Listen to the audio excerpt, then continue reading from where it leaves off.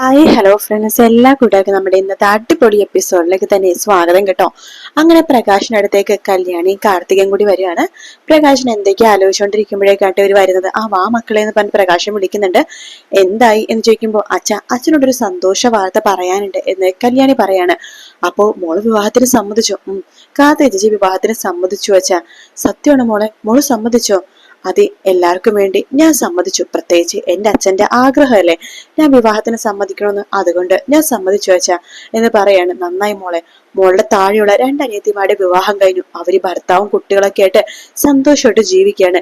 ഇനി അതുപോലത്തെ ഒരു ജീവിതം എന്റെ ഈ മോൾക്കും വേണം.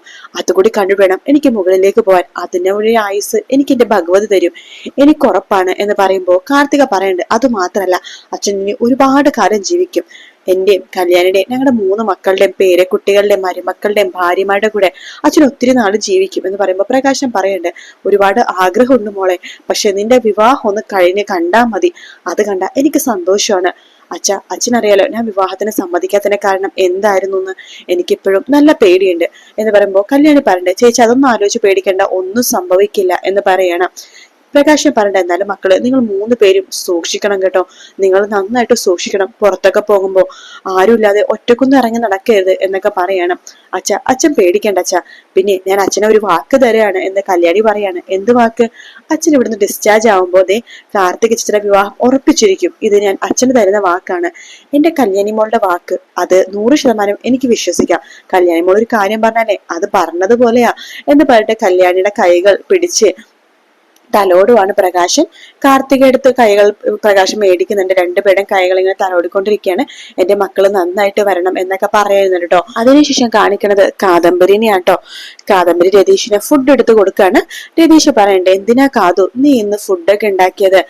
ഞാനിന്ന് വല്ല ഹോട്ടലിൽ നിന്നോ അല്ലെങ്കിൽ ക്യാൻറ്റീനിൽ നിന്നോ കഴിച്ചാനല്ലോ. നീ എന്തിനാ ഉണ്ടാക്കാൻ പോയത്? നിനക്ക് ഹോസ്പിറ്റലിൽ പോകേണ്ടതല്ലേ? അതൊക്കെ ശരിയാണ്, പക്ഷേ ഭക്ഷണം ഉണ്ടാക്കി തരാന്ന് വിചാരിച്ചു. എന്തായാലും ഇന്ന് കടുവനെ കാണാൻ പോവല്ലേ? അല്ല രതിയേട്ടാ, ഇനി കടുവ മൂങ്ങ എന്നൊന്നും വിളിച്ചേക്കരുത് കേട്ടോ. എനിക്ക് ദേഷ്യം വരുവേ. എന്റെ അച്ഛൻ ഇല്ലായിരുന്നെങ്കിലേ ഇപ്പൊ കിരൺ സാറിന്റെ ജീവൻ എന്തായാലേ. കിരൺ സാറിന്റെ ജീവൻ നിലനിർത്തതേ എന്റെ അച്ഛനാ.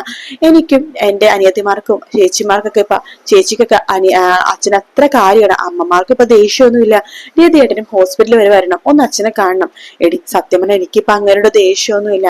അങ്ങേരെ ഒരു അമ്മായച്ചനായിട്ട് ഞാൻ അംഗീകരിച്ചു കഴിഞ്ഞു. പിന്നെ രതിയേട്ടനെ വന്നാൽ എന്താ, അതിന് ഞാനും വരാം എന്ന് പറയാണ്. ഇനിയിപ്പൊ അങ്ങേരെ അച്ഛാന്ന് വിളിക്കാൻ ഒരു മടിയില്ലാതെ വിളിക്കാം. അങ്ങേരുടെ നല്ല സ്വഭാവം തന്നെയാണ് എന്ന് പറയുമ്പോ കാദംബരി പറയണ്ട്, കല്യാണി 100 വട്ടം പറഞ്ഞതാണ് അച്ഛൻ മാറിയെന്ന്. അന്ന് ഞങ്ങൾ ആരും വിശ്വസിച്ചില്ല. ഇതുപോലെ ഒരു അപകടം വേണ്ടി വന്നു അച്ഛനെ വിശ്വസിക്കാനായിട്ട്. അപ്പോഴേക്കും രതീഷ് പറയുന്നുണ്ട്, അല്ലെങ്കിലും കല്യാണിക്ക് എല്ലാം നേരത്തെ കാണാനുള്ള ഒരു സിക്സ് സെൻസ് ഉണ്ടല്ലോ, അതുകൊണ്ട് അവളെല്ലാം നേരത്തെ അറിയും എന്ന് പറയാണ്. എന്തായാലും രതിയേട്ടനും കൂടി ഹോസ്പിറ്റലിൽ വരികയല്ലേ? വരാം, അതിനുശേഷം ഓഫീസിലേക്ക് പോകാം എന്ന് രതീഷും പറയാണ്. അങ്ങനെ ഒരു ഹോസ്പിറ്റലിലേക്ക് പോവാൻ വേണ്ടി അങ്ങോട്ട് പോവാട്ടോ. പിന്നീട് കാണിക്കുന്നത് സരയുനെയാണ്. സരയു ജയിലില് രാഹുലിനെ കാണാൻ വേണ്ടി വന്നിരിക്കുകയാണ്. രാഹുൽ നോക്കുമ്പോഴേക്കും സരയു വന്നിരിക്കുകയാണ് തന്നെ കാണാൻ. ഇതാരും മോളോ? അതെ, ഞാൻ തന്നെയാ. ഞാനിന്നൊരു പുതിയ കമ്പനി ജോയിൻ ചെയ്തു എന്ന് പറയാണ്. അത് നന്നായി മോളെ. മറ്റുള്ളവരുടെ ചെലവിനേക്കാളും കഴിയണത് സ്വന്തം അധ്വാനിച്ചുണ്ടാക്കണത് തന്നെയാ. അതെ, ഞാൻ ജോലി ചെയ്യാൻ പോണ കമ്പനിയെ എന്റെ പേരിൽ ഞാൻ MD ആയിരുന്ന കമ്പനിയിലാണ് ഞാൻ ജോലി ചെയ്തത്. ഇവിടെ സരയു കൺസ്ട്രക്ഷനിലോ? സരയു അല്ല, ഇപ്പത് RS കൺസ്ട്രക്ഷൻ ആണ്. അതെ, അവിടെ തന്നെയാ ഞാൻ ജോലി ചെയ്യാൻ പോണത്. അവിടേക്ക് എന്തിനാ മോളെ? കുഴപ്പമില്ല.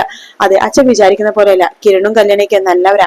അവരെ സ്നേഹിക്കാൻ തന്നെ ഞാൻ തീരുമാനിച്ചു. മോളെ, നീ കല്യാണിനെ സ്നേഹിക്കണ്ട, കിരണിനെ മാത്രം സ്നേഹിച്ചാൽ മതി. നിങ്ങളെ കൊണ്ട് എങ്ങനെ പറ്റുന്നു ഇങ്ങനെയൊക്കെ ചിന്തിക്കാനായിട്ട്? എന്റെ മോളെ പൊന്നുപോലെ നോക്കുന്നത് അവര്. ഞാൻ നിങ്ങൾക്ക് ഒരു കാര്യം പറഞ്ഞായിരുന്നു, നിങ്ങളത് ചെയ്തോ? എന്താ മോളെ, ഇവിടെ ഒരുത്തനുണ്ടല്ലോ മനോഹർ, അവനെ കൊല്ലാൻ വേണ്ടിയിട്ട് എന്തിനു ചെയ്യണമെന്ന് ഞാൻ പറയട്ടെ, നിങ്ങൾ അതിനെക്കുറിച്ച് ചിന്തിക്കുന്നുണ്ടോ? മോളെ, അതിനെക്കുറിച്ചുള്ള ആലോചനയില്ല. 2 പ്രാവശ്യം ഞാൻ കൊല്ലാൻ വേണ്ടി നോക്കി, പക്ഷെ അവൻ മിസ്സായി പോയി. പക്ഷെ ഞാൻ എന്തായാലും അവനെ കൊന്നിരിക്കും. അവനെ കൊന്നിട്ട് നിങ്ങൾ പുറത്തു വരാണെങ്കിൽ ഞാൻ നിങ്ങളെ അച്ഛനാന്ന് പറഞ്ഞ് സ്നേഹിക്കും, അല്ലെങ്കിൽ നിങ്ങളെ ഞാൻ തള്ളിക്കളയും. അല്ലെങ്കിലും നിങ്ങളെയും മനോഹരൊക്കെ ഒരുപോലെ തന്നെയാ. ഒരു നാണയത്തിന്റെ 2 വശങ്ങളാ മോളെ. അവനെയും എന്നെ കമ്പയർ ചെയ്യല്ലേടി? കമ്പയർ ചെയ്യും. നിങ്ങള് എന്റെ പാവപ്പെട്ട അമ്മേനെ എന്താ ചെയ്തത്? എന്റെ അമ്മേനെ സംസാരശേഷിയില്ലാത്ത എന്റെ പെറ്റമ്മേനെ നിങ്ങൾ എന്തൊക്കെ തരത്തിൽ ഉപദ്രവിച്ചു. സംസാരശേഷി ഇല്ലാത്തതുകൊണ്ട് അവരെ നശിപ്പിച്ചു, ഗർഭിണിയാക്കി ഞാൻ ജനിച്ചു. എന്നിട്ടും നിങ്ങളുടെ ക്രൂരത വിട്ടോ? എന്നിട്ട് എന്നെ ഇപ്പൊ വളർത്തി വലുതാക്കി അമ്മയുടെ അടുത്തുനിന്ന് മരിച്ച കുഞ്ഞെ മാറ്റി എന്നെ കൊണ്ടേ അവിടെ വെച്ചില്ലേ? നിങ്ങളൊരു ക്രൂരനാ എന്ന് പറയാണ്. മോളെ, എല്ലാം നിനക്ക് വേണ്ടിയിട്ടായിരുന്നു. ഇനിയിപ്പൊ അങ്ങനെ പറഞ്ഞാൽ മതിയല്ലോ. അതെ, എനിക്ക് വേണ്ടി നിങ്ങൾ എന്തിനു ചെയ്യാൻ ഇനിയും ആഗ്രഹിക്കുന്നുണ്ടെങ്കിൽ ആ മനോഹരനൊന്നും ഇല്ലാതാക്ക്.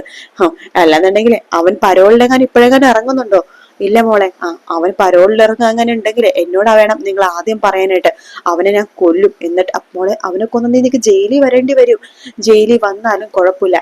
എന്റെ മോളെ അമ്മമാരെയൊക്കെ പൊന്നുപോലെ നോക്കാൻ കിരണും കല്യാണിയും ചന്ദ്രസേനൻ അങ്കിളൊക്കെ ഉണ്ട്. അതുകൊണ്ട് ആ കാര്യത്തിൽ എനിക്കൊരു പേടിയില്ല. മനോഹരനെ നിങ്ങൾ ഇല്ലാതാക്കുന്നില്ലെങ്കിൽ ഞാൻ തന്നെ ഇല്ലാതാക്കും എന്ന് പറഞ്ഞിട്ട് സരി അവിടുന്ന് പോകാണ്. സരിയെ പോയി കഴിയുമ്പോഴേക്കും രാഹുല് അതിന് ജയിലിന്റെ ഉള്ളിൽ കൂടി വരുമ്പോ വിക്രമും ഗംഗപ്രസാദും ചോദിക്കേണ്ട ആരാ അങ്കിളെ കാണാൻ വന്നത്? എന്റെ മോളാ. ഓഹോ, എന്തു പറയുന്നു സരിയോ? അവള് പുതിയൊരു കമ്പനി ജോയിൻ ചെയ്തു. നല്ല കാര്യമല്ലേ? അവള് മുമ്പ് MD ആയിരുന്ന കമ്പനിയാ. ഓ, സരിയോ കൺസ്ട്രക്ഷൻ ആണോ എന്ന് വിക്രം ചോദിക്കുമ്പോ അതിപ്പോ RS ആയില്ലേടാ. അത് ശരിയാ. എന്തെങ്കിലും ആവട്ടെ അങ്ങളെ, അവളുടെ മൈൻഡ് മാറണത് നല്ലതല്ലേ? അതൊക്കെ ശരി തന്നെയാടാ. പക്ഷേ എന്റെ മോള് എന്നോട് കാര്യം ആവശ്യപ്പെട്ടു എന്ന് പറയാണ്. എന്ത്? അവളുടെ ജീവിതം കുളം തോണ്ടിയ മനോഹറിനെ ഇല്ലാതാക്കാൻ വേണ്ടി. അപ്പൊ ഇതെല്ലാം കേട്ടുകൊണ്ട് മനോഹർ അവിടെ നിൽക്കുന്നുണ്ട് കേട്ടോ. മനോഹർ വേഗം രാഹുലിന്റെ അടുത്തേക്ക് വരുവാണ്. മോള് വന്നപ്പോ കൺമണി മോളെ കുറിച്ച് എന്തെങ്കിലും പറഞ്ഞോ? പറഞ്ഞടാ, നിനക്ക് ഞാൻ വെച്ചിട്ടുണ്ടടാ എന്ന് പറഞ്ഞിട്ട് രാഹുൽ വേഗം തന്നെ മനോഹറിനെ അടിക്കാൻ വേണ്ടി പോകുമ്പോഴേക്കും ഗംഗപ്രസാദും വിക്രവും പറയണ്ടടാ, മനോഹറെ പോടാ, ഇവിടുന്ന് പോടാ, അയാൾ നിന്നെ കൊല്ലോടാ എന്ന് പറയാണ്. മനോഹർ അവിടെ നമ്മൾ പോകാട്ടോ. രാഹുൽ പറയണ്ട്, ഇവനെ കൊല്ലണം എനിക്ക്, എന്റെ മോളുടെ സമാധാനത്തിന് വേണ്ടി. എന്റെ മോളുടെ ജീവിതം പിച്ചു ചീന്തിയത് ഇവനാ. എല്ലാം നഷ്ടപ്പെട്ടപ്പോഴും എന്റെ മോൾ ജീവിച്ചത് ഇവനെ വേണ്ടി മാത്ര. ഇവൻ നഷ്ടപ്പെട്ടപ്പോഴാണ് എന്റെ മോളുടെ സമനില തെറ്റിയത്. ഇവനെ ഇല്ലാതാക്കും എന്നൊക്കെ രാഹുൽ ഇങ്ങനെ പറയാട്ടോ. പിന്നീട് കാണിക്കണം കല്യാണിനെയാണ്. കല്യാണി ഉറങ്ങാൻ വേണ്ടി റെഡിയാകുമ്പോ കിരൺ ചോദിക്കുന്നുണ്ട്, കല്യാണി മേശപ്പുറത്ത് ഒരു കത്തിരിപ്പുണ്ടായിരുന്നു, നീ വായിച്ചായിരുന്നോ? കത്തോ? എന്ത് കത്ത്? ദേ ഇത് വായിച്ചു നോക്കിയെന്ന് പറഞ്ഞ് കൊടുക്കാണ്. ഇത് ആര് തന്ന കത്താ? ഇത് ജയിൽ സൂപ്രണ്ട് തന്ന കത്താ, നീ ഇത് വായിച്ചു നോക്ക് എന്ന് പറയുന്നുണ്ട്. അങ്ങനെ കല്യാണി ഇത് വായിച്ചു നോക്കുമ്പോഴേക്കും അത് മനോഹർ എഴുതിയ കത്താട്ടോ. പ്രിയപ്പെട്ട കിരൺ സാറിനും കല്യാണി മേഡോ അറിയാനായിട്ട് എന്ന് പറഞ്ഞിട്ട് തുടങ്ങുന്നത്. ഇത് മനോഹറിന്റെ കത്താണല്ലോ. അതെ, നീ ഫുള്ളും വായിക്കെന്ന് പറയുന്നുണ്ട്. അങ്ങനെ അതിൽ എഴുതിയേക്കാണ്, സാർ എനിക്ക് ഒരു ആഗ്രഹമുണ്ട്. നിങ്ങളോട് ഈ ആഗ്രഹം പറയാൻ പോലും യോഗ്യത എനിക്കില്ല. പക്ഷെ നിങ്ങൾക്കറിയാലോ, എനിക്ക് എന്റെ കൺമണി മോദിച്ച ജീവനാണ്. അവളുടെ മുഖം മാത്രമേ എന്റെ മനസ്സിൽ ആഴത്തിൽ പതിഞ്ഞിട്ടുള്ളൂ. നിങ്ങൾക്ക് കുറച്ച് ദയ ഉണ്ടെങ്കിൽ എന്റെ മോളെ ഒന്ന് വന്ന് കൊണ്ടുവന്ന് കാണിക്കാവോ? എന്റെ മോളെ കുറിച്ച് ആലോചിച്ച് ഓരോരോ നിമിഷവും ഞാനിവിടെ എണ്ണി സെക്കൻഡുകൾ തീർക്കാണ്. ഞാൻ ചിലപ്പോ ഇന്നോ നാളെയോ മരിക്കുമായിരിക്കും. ജയിലിൽ തന്നെ എന്നെ കൊല്ലാനുള്ള കാര്യമൊക്കെ ചെയ്യുന്നുണ്ട് സരിയുവിന്റെ അച്ഛൻ, അതായത് എന്റെ ഇപ്പോഴുള്ള അമ്മായച്ഛൻ. അയാൾ എന്നെ കൊല്ലാൻ വേണ്ടി 2 പ്രാവശ്യം ശ്രമിച്ചതാണ്. ചിലപ്പോ 3ാമത്തെ പ്രാവശ്യം വിജയം കാണുമായിരിക്കും. എന്തായാലും ഞാൻ മരിക്കുന്നതിന് മുമ്പ് എനിക്ക് എന്റെ മോളെ ഒന്ന് കാണണം. അതിനുള്ള ദയ നിങ്ങൾ കാണിക്കണം. അങ്ങനെ കാണിക്കുകയാണെങ്കിൽ ദൈവം നിങ്ങളെ സഹായിക്കും. നിങ്ങൾ നല്ല മനുഷ്യരായോണ്ടാണ് ഞാൻ നിങ്ങളോട് പറഞ്ഞത്. എനിക്കിപ്പോ ആരോടും ഒരു ദേഷ്യമോ വൈരാഗ്യമോ ഒന്നുമില്ല. എനിക്ക് എന്റെ മോളുടെ മുഖം ഒന്ന് കാണണം. ദൈവത്തെ ഓർത്ത് കിരണും കല്യാണി മേഡം, എനിക്ക് എന്റെ മോളുടെ മുഖം ഒന്ന് കാണിച്ചു തരണം. നിങ്ങൾ എത്രയും പെട്ടെന്ന് ഒന്ന് വരണം, എന്റെ മോളെ ഒന്ന് കാണിക്കണം എന്നൊക്കെ പറഞ്ഞിട്ടാണ് കത്ത് എഴുതിയിരിക്കുന്നത്. അത് വായിച്ചിട്ട് കല്യാണി പറയുന്നുണ്ട്, അവൾക്ക് അവന്റെ മോളെ കാണണമെന്നാണല്ലോ പറയണത്. അതെ, അത് പറഞ്ഞതിൽ കാര്യമുണ്ടല്ലോ. കാരണം അവൻ തന്നെ പറഞ്ഞിട്ടുണ്ട് അവന്റെ മോളെ അവൻ അത്രമാത്രം സ്നേഹിച്ചിട്ടുണ്ട്. നമ്മളും കണ്ടിട്ടുണ്ടല്ലോ കല്യാണി. പുറത്തു പോകുമ്പോഴൊക്കെ അവന്റെ കയ്യിൽ എപ്പോഴും കുഞ്ഞുണ്ടാകും. കടയിലും അതുപോലെ എത്രയോ സ്ഥലത്ത് അവൻ കുഞ്ഞായിട്ട് പോയിരിക്കുന്നു. സരുവിനേക്കാളും കുഞ്ഞിനടുപ്പം അവനോട് തന്നെയാ. അത് കേണേട്ടൻ പറഞ്ഞ ശരിയാ. പക്ഷെ ഈ സമയത്ത് നമ്മൾ സരുവിന്റെ മനസ്സാണ് നോക്കേണ്ടത്. അവള് ഒരുപാട് വേദനിക്കുന്നുണ്ട് അവൻ കാരണം. അതുകൊണ്ട് അവളെ ബുദ്ധിമുട്ടിച്ച് നമുക്കൊന്നും ചെയ്യേണ്ട കേണേട്ടാ. അവൾക്ക് അതൊന്നും ഇഷ്ടാവില്ല. അത് നീ പറഞ്ഞ ശരിയാണ്. പക്ഷേ എന്നാലും മനോഹറിനെ ഒരു അവസാനമായിട്ട് കാണണമെന്നൊക്കെ പറയുമ്പോ അത് സാരമില്ല. മനോഹറിന് നേരെയാവുന്ന കിരണേട്ടനെ തോന്നുന്നുണ്ടോ? അവൻ എത്ര പെണ്ണുങ്ങളെ പറ്റിച്ചതാ. ഒരിക്കലും സരിയും അവനെ അംഗീകരിക്കത്തില്ല. അവൾക്ക് ആരുടെങ്കിലും കൊല്ലണമെന്ന വാശിയുണ്ടെങ്കിൽ അവനോട് മാത്രാണ്. അപ്പൊ അങ്ങനെ ഇരിക്കെ കുഞ്ഞിന് അവനെ കാണിച്ച അവള് സമ്മതിക്കുമെന്ന് തോന്നുന്നുണ്ടോ? പിന്നെ മനോഹറിന് ഒരു പ്രത്യേകതയുണ്ട്. ജയിലിൽ കിടക്കുന്ന വിക്രമിനെയും അതുപോലെ തന്നെ ഗംഗപ്രസാദിനെ രാഹുലിനെ പോലെ അല്ല അവന് നമുക്ക് പേടിയില്ല. കാരണം എന്താ? അവനൊരു കൊലപാതകി അവൻ ഒരിക്കലും സാധിക്കില്ല. അവന്റെ മനസ്സിൽ കുറെ പെണ്ണുങ്ങളെ പറ്റിക്കണം, പണം ഉണ്ടാക്കണം എന്ന് മാത്രമേ ഉള്ളൂ. അല്ലാതെ ഒരാളെ കൊല്ലണോന്നോ അയാളെ ഇല്ലാതാക്കി കളയണമെന്നോ അയാളെ തീർത്ത് കളയാൻ വേണ്ടി ചതിക്കണമെന്നോ അങ്ങനത്തെ ഒരു വിചാരം അവനില്ല. അത് നീ പറഞ്ഞ ശരിയാ കല്യാണി. പക്ഷെ ഈ സമയത്ത് നമ്മൾ സരുവിന്റെ മുഖം തന്നെ ആലോചിക്കേണ്ടത്. പറയുന്നത് വേണ്ട, ഒന്നും വേണ്ട.